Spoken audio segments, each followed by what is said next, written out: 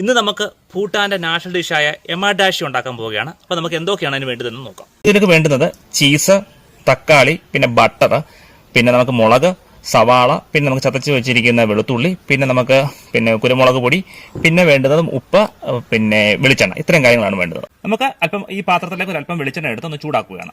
ഈ ചൂടായ എണ്ണയിലേക്ക് ഞാൻ ചെയ്തെന്ന് പറഞ്ഞു കഴിഞ്ഞാൽ ഈ അരിഞ്ഞു വെച്ചിരിക്കുന്ന സവാള ഇട്ടു, പിന്നെ നമ്മുടെ തക്കാളിക്ക് ഇട്ടു, പിന്നെ നമ്മുടെ ഇതുപോലെ തന്നെ മുളകിട്ടു, പച്ചമുളക് ഇട്ടു.